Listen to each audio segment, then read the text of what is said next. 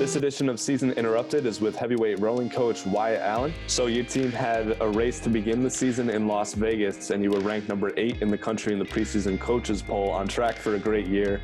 How did your team take the news when you found out the season was canceled? Yeah, I think, obviously it was disappointing for all of us. And I will say, on Tuesday, I think it was, we got news that our trip to Clemson, South Carolina was canceled. But I thought our group, immediately, adapted and sort of refocused on spending spring training here in Hanover, which, given the fact that the river was thawed and absolutely beautiful, I think that was going to be fine. But, to have the news come down the next day at 4 and come as suddenly as it did was tough for all of us.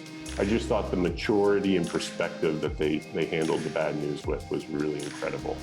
Disappointment aside, I think they very quickly understood that, the sacrifice that we were making in terms of losing the season was pretty minor compared to some of what was going on out in the world. And so, I couldn't be more impressed with the way our student athletes handled it. So with being ranked so highly, number 8 in the country, I got to imagine expectations were high and you were trying to make a deep run into nationals this year.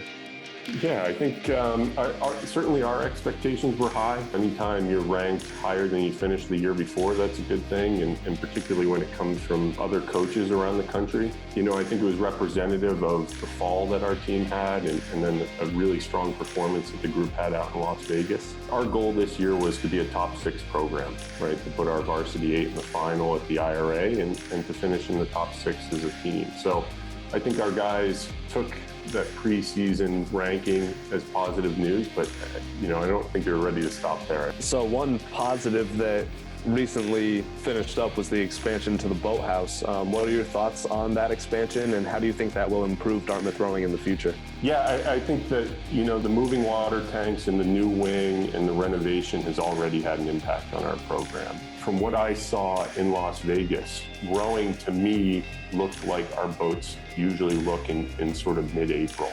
Every year we get to spring training in Clemson, it takes us time, and we have to remind ourselves as a coaching staff of how patient we have to be to get the guys back into a position where they're comfortable in the boat and the blade works sharp. So the impact of those tanks on our rowing was evident almost immediately. I think the training space in the tanks, right, what it's done for us as a Boathouse is it's just made it easier for all 3 programs to practice efficiently and to train as teams. So it's been great. So lastly, what are some of the ways that you and your coaching staff have kept the team engaged during this time?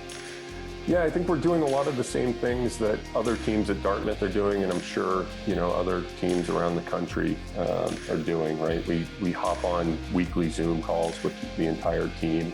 The main goal there is just reconnecting socially, making sure that everyone's okay and they understand that we're in this together. And I think we've accomplished that.